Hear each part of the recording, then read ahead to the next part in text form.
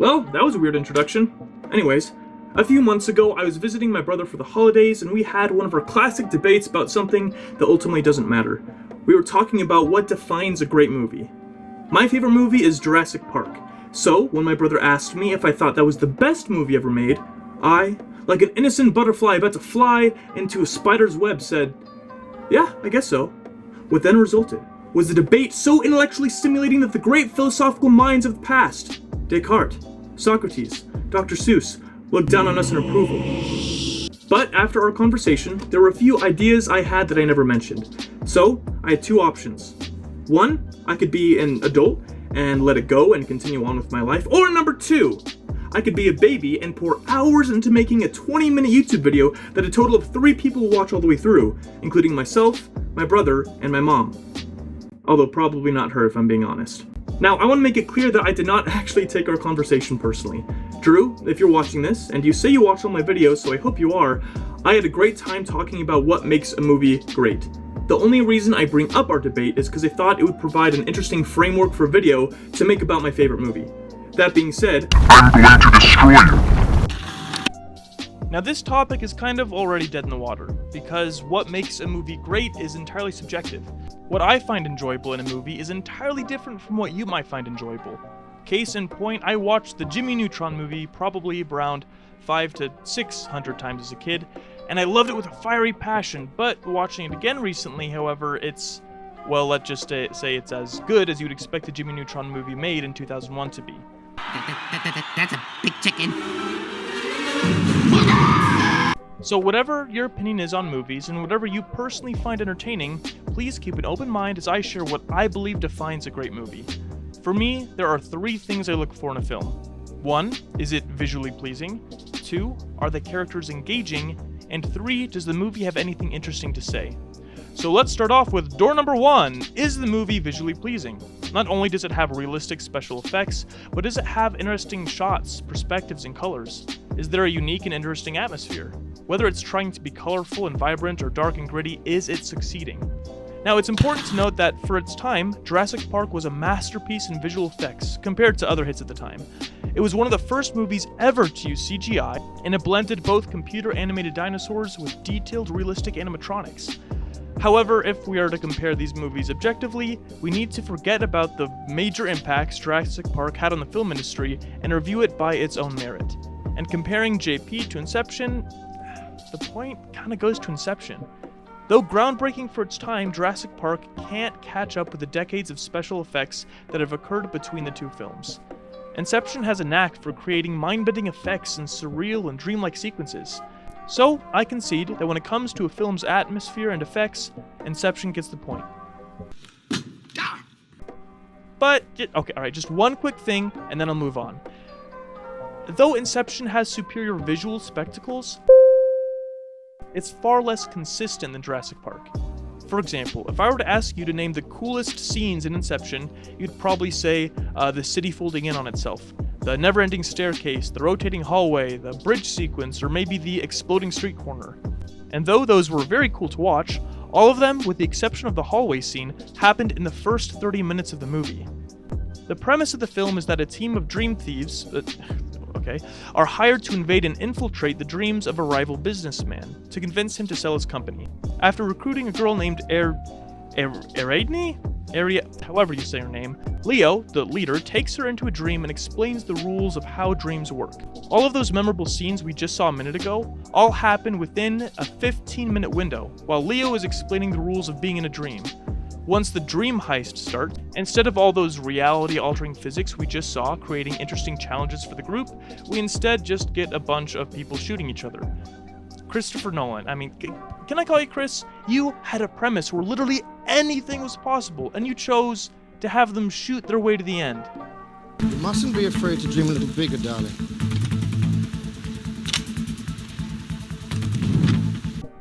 You can dream bigger than that, man. Make a giant cartoon anvil fall on his head, or something. You know, imagine how much more interesting a chase scene would be if it was on the top of like a building as two halves of the cities are getting closer together. Now, Jurassic Park may not be as fancy visually, but it's consistent with its effects and keeps the tension built throughout. So, yes, Inception still gets the point, but you know. Number 2, the characters. Another major thing that helps determine the quality of a movie for me is the quality of its characters. Are they relatable, dynamic, and engaging? Do they change as a result of what they have learned, or do they just stay the same? Inception's main character is a perfect example of someone who's dynamic and interesting. Near the beginning of the movie, it's clear he has a dark and shadowy past, but slowly, throughout the movie, we uncover hints and clues that reveal a truly tragic and dark story of a man who blames himself for his wife's suicide. What do you feel? Guilt. I feel guilt, Mom. His trauma, figuratively and literally, prevents him from being able to move on. He's a well-defined, flushed-out character. The other characters in the movie, however, are about as three-dimensional as the cardboard cutout of Miley Cyrus I took to my junior prom.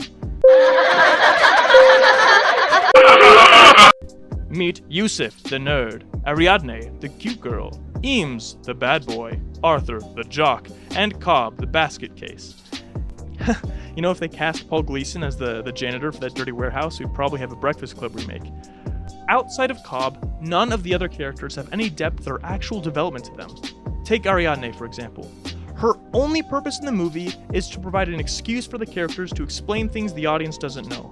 Now, I'm not saying that this character is badly acted. Ellen Page, or Elliot Page, or Ellie, is a great actor, but the character Ariadne does nothing but ask questions through, like, the entire movie. Never recreate places from your memory. Always imagine new places. You gotta draw from stuff you know, right? Only use details, a street lamp or a phone booth, never entire areas. Why not? Because building a dream from your memory is the easiest way to lose your grasp on what's real and what is a dream. Is that what happened to you? Listen, this has nothing to do with me, understand? Is that why you need me to build your dreams?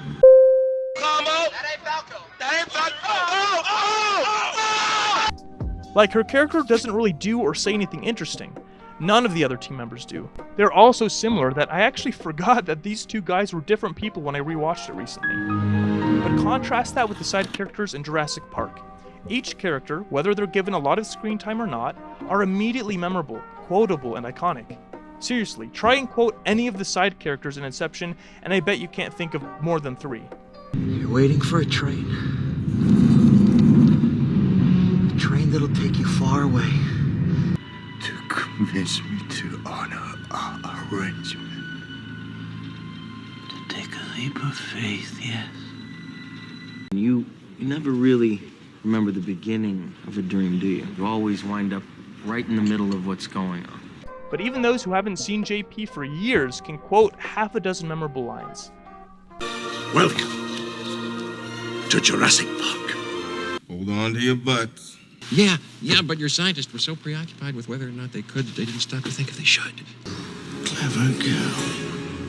Creation is an act of sheer will. But life, finds a way. So while Inception has only one real character, Jurassic Park is full of them. Take Dr. Grant and John Hammond, for example. Throughout the movie, they both undergo drastic changes that mirror one another. Let me explain. In the beginning of the movie, we learn that Dr. Grant is a paleontologist stuck quite literally in the past.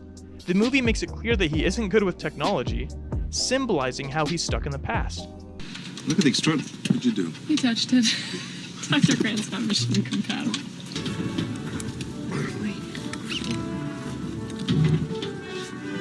Hey, what'd I touch? We didn't touch anything. We stopped. Once he comes to JP, however, he begins to realize that in a world where dinosaurs are living, breathing creatures, there really isn't a need for a paleontologist anymore. So what are you thinking? We're out of a job. Don't you mean extinct? Contrast this with the rich and eloquent John Hammond. He is the opposite of Dr. Grant in almost every way. While Grant is stuck in the past, Hammond is stuck in the future, sparing no expense to bring groundbreaking scientific discoveries into the world. I mean, how can we stand in the light of discovery and not act? He spends millions of dollars to fulfill a dream of the future, but when the park begins to go haywire, he slowly realizes the danger of only seeing the future. If you think that I'm looking too far into things or making it up, just take a look at these two scenes which take place back to back in the movie. After running from dinos all day, Grant and the kids are hiding in a tree. When he takes out a fossil, he always carries with him. By the way, that's a symbol of his fixation on the past. After coming to terms that to survive in a changing world, one must change with it. What are you and Ellie gonna do now if you don't have to pick up dinosaur bones anymore? I don't know, I guess. Guess we'll just have to evolve, too. He literally lets go of the past and accepts his need to evolve with the world. An example of how he embraces this change is though he was against the idea of having children in the beginning of the movie, caring for and raising another generation is symbolic of evolution, by the way, but at the end of that scene, he accepts his role as a father figure to these children for however short a time. In the very next scene, we see a similar epiphany happen to John Hammond. While eating some dank ice cream with Dr. Sattler, he talks about his desire to make Jurassic Park in the first place, and insists he can still make it work. Creation is an act of sheer will. Next time it'll be flawless. It's still the flea circus. It's all an illusion. When we have control again. You never had control. That's the illusion. But after coming to terms with his actions, he realizes that by focusing only on the future, he put everyone in the present in danger. The scene ends with a similar somber look as Grant, as both these characters finally come to realize what they were missing and how they need to change. And these aren't the only members of the Scooby Gang with real depth to them. From the kids to Dr. Sattler to Newman, all these side characters have their own story and individual scenes. When it comes to characters, Jurassic Park takes a fat W. Now we're down to the final round. Both contestants have fought a fair fight, but it comes down to this one. The overall meaning. A good movie can... Okay, alright, I'm not going to stop doing that voice. A good movie can make you feel something, but a great movie can make you learn something. When the credits roll, have I changed as a result of what I saw? Did I gain a valuable perspective that may change the way I think about that topic? The most popular stories that have remained in human memory from generation to generation are stories with a message. Whether it's Little Red Riding Hood's moral of don't talk to strangers, or Shrek's Shakespearean onion speech. Onions have layers. The best stories come wrapped with a lesson. So, what's the lesson in both these movies? Inception is known for its complexity. Hundreds of online articles have delved into its meaning and come out the other end with a variety of lessons. From Chrissy Boy Nolan making a commentary on the film industry itself, to a breakdown on what we define as reality. This movie is dripping with symbolism and deeper meaning. Even its open-ended shot calls into question if the entire plot of the movie was real or not. For Jurassic Park, the message of the movie can be summoned as science is bad. So, though I hate to admit it, I think that the point has to go to... No! Who are you? I'm you. From the future. A future where you admit that your brother was right and that Inception is a superior movie. And how is the future? It's awful. Every family reunion, he never lets you live it down. Every chance he gets, he reminds you that Jurassic Park is inferior compared to Inception. Also, World War III starts. Wait, because I had a debate with my brother? What? No, it's completely unrelated. I just thought that you'd want to know. How do I stop this? Unfortunately, there's nothing you can do anymore. But there is something I can.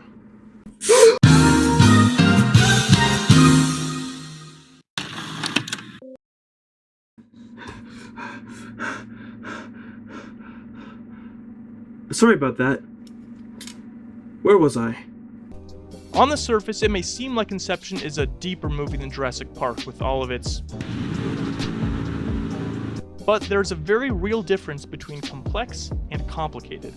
Inception to me is a complicated movie, which isn't necessarily a good thing. On the surface, Inception seems like a deeper and more profound movie because it's inherently more difficult to understand. Jurassic Park, on the other hand, is extremely accessible. It doesn't take a PhD in remedial dream theory to identify with a character who doesn't want to be eaten by dinosaurs. This is a common criticism that Steven the Man Spielberg received from more higher-end directors of his time, who thought that he made dumbed-down movies without any real substance.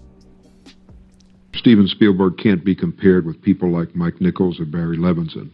There is a place for mass entertainment, but it shouldn't be confused with art or quality award-winning filmmaking. Sometimes I think that statements like that are pretentious in themselves, because it sort of says that, you know, art is serious and art can't move you. Art can't be on a bicycle with E.T. and fly across the moon, that can't be art, you know, that because it takes your heart along with it through the sky, and it makes you feel like a kid again. In reality, Jurassic Park covers far more complex and deep topics than Inception ever did. To say that Jurassic Park's message is science is bad is a gross overstatement. In the movie, the scientists aren't the bad guys. John Hammond is a lovable character who clearly wants to resurrect dinosaurs not for money or power, but to make people happy. And the dinosaurs aren't the bad guys either, they're just animals. Steven Spielberg shows just as much of dinosaurs as something to be awed and respected as much as something to be feared. The message of the movie changes drastically, pun intended, from the perspective of each character. For Hammond, it's about the dangers of progress without respect to the past. For Grant, it's about the dangers of holding on to the past too much.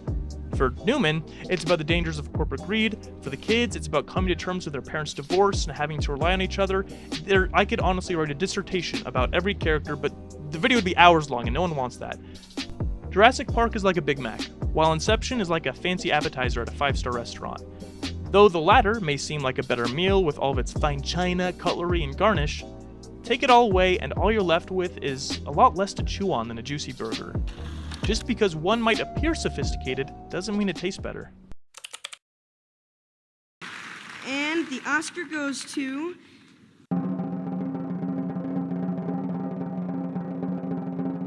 Dennis Muren, Stan Winston, Phil Tippett, and Michael Lanterry for Jurassic Park.